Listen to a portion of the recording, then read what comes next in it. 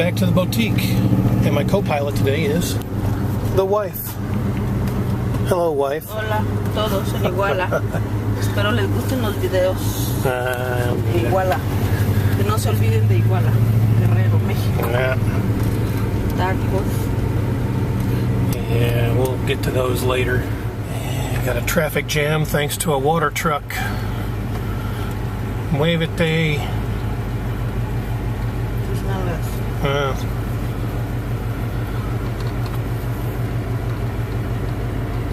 Okay, now he's pulling off now so we can get around.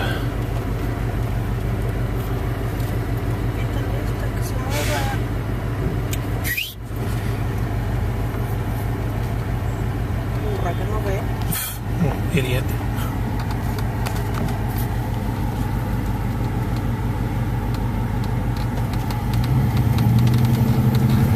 Alright.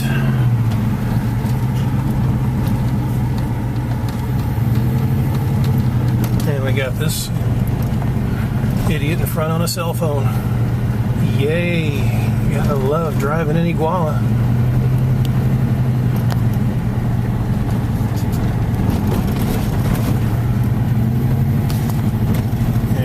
Concentrate on driving now. Look, the bandera. Desde Iguala, Guerrero, México, la bandera más grande de Latinoamérica. Muy bien. La bandera desde Iguala. Uh-oh. Para todos los paisanos mexicanos. Look at these. I don't want to wash. No. No. Good. Keep on walking. And he got trapped. Yeah, you gotta let these guys know, especially me as a gringo. They'll want to wash my truck. I tell them no, and they still do it. Gringo pobre. Yeah, I'm poor. They don't realize that. Alright, I get to open the boutique today, and I get to force this stupid door up. Any word on when this door is getting fixed? Yeah.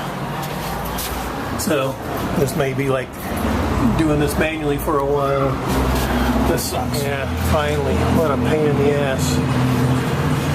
I wish we'd get this damn thing fixed, but do not know right now. Okay, so estimates on this door are running between 1,500 and 2,500 pesos to fix.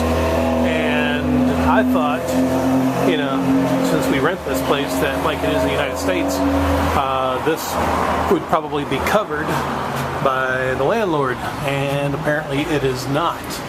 In the contract, it states that any damage done to our establishment, we pay for. And I guess I should have known that, because back when we moved into this place a couple of years ago, the toilet has had nothing but leaks and could never get the thing fixed. So we wound up having to spend our money and parts to fix the toilet. So don't know when we're going to get this fixed, but yeah, that's kind of sucks. But that's the issue. Yeah, so speaking of the toilet, actually, we still have a leak here.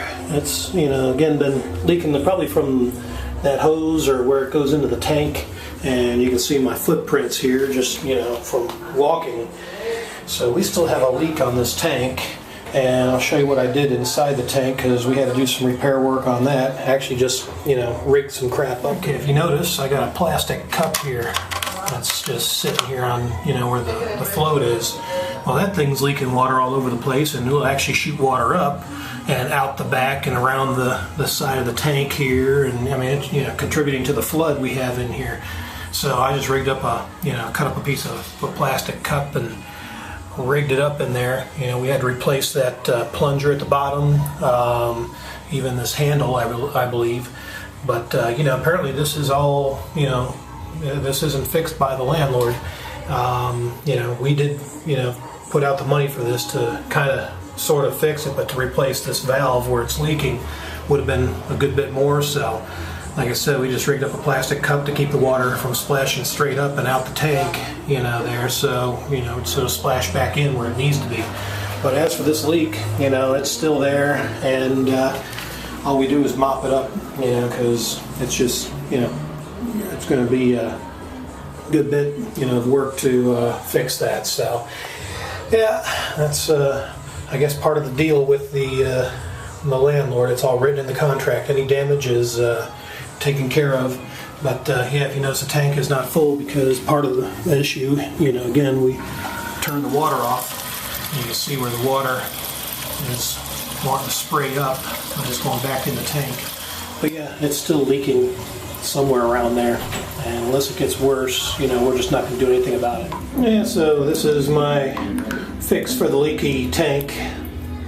So we're not even going to really bother spending or wasting money on. In my opinion, this has been leaking since before we even moved into this boutique. So in my opinion, it should have been fixed beforehand. This is not our responsibility, and it'll stay that way, unless it gets much worse. But yeah, we're leaving this as is.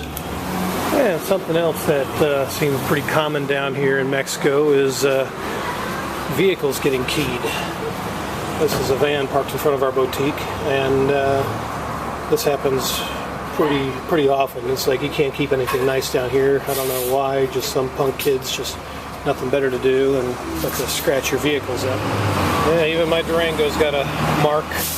Can't do nothing about it unless I get it repainted, which I did that back in the States. I spent $800 on a paint job before bringing this thing down here, and there's a bump there. I did that. I'll claim responsibility for hitting one of those concrete poles. Oops. Yeah, little nicks and stuff on the door. That's from the family abusing it. I got a slight indention on my front bumper. Somebody obviously backed into it. So, yeah, you just cannot keep anything decent down here, unfortunately, or keep it in real good condition for long, but oh well. Get used to it. It's the Paro police making cars move across the street, including a truck over there, or they'll take your plate and give you a ticket. I wonder if we're going to do anything about this piece of junk bus, because this sign here is the limit. I almost took my tag yesterday. Well, guess not. And another funny issue going on, or it's been going on for probably well over a year. I built this computer and brought it down here specifically to use in our boutique, and we wound up getting the internet hooked up probably almost 2 years ago, and this is it. We get it through Telmex, and it's made by Infinitum, and just the information and stuff on the back. Well, we've been having real slow internet speeds, on this thing for quite some time, and it looks, I kept saying it was, internet speeds, because I've even got a thing that I can use for testing, the internet, like an internet speed test, and I'm looking for it here, but I don't see it. But yeah, we were getting some horrible download speeds, only like 40 kilobytes a second. And this is, we got the modem and all, and we've been paying good money for this. I mean, it's probably somewhere around 400 pesos a month that we pay for internet service. It may be more. But we're a business. We're not getting residential rates, so it's more than what you'd pay at a house, and the speeds are horrible here. So my wife finally called to the Telmex, and to get some insight. They did some tests, and discovered that we've got slow speeds. Well, this should have been rectified probably a year and a half ago when we were having the problems, but never did. And that kind of irks me. We've been throwing money away because we're not getting what we're paying for, basically. So now we'll see if we can get that fixed. Just one issue upon another that just keeps building up. Okay, this is the speed test that I've used. So we'll do a test on the internet speeds here in Mexico.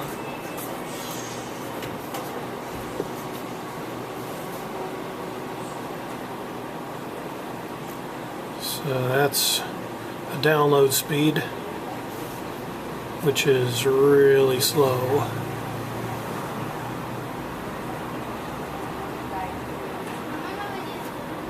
.148 megabytes. Now the upload.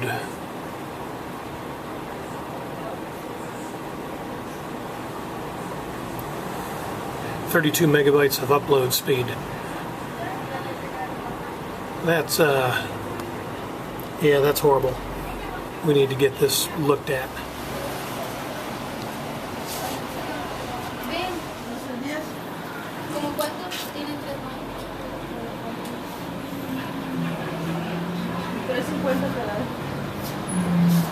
¿Con cuánto lo podría prestar?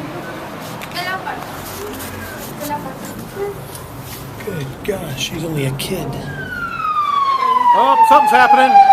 Go, run, go. Oh, our neighbors are moving out. Darn it. They did some good work too. Okay, we're getting ready to close up, so enough of the ranting. So hopefully we can get some of this stuff fixed here soon, but I'll keep you informed. Thanks for watching.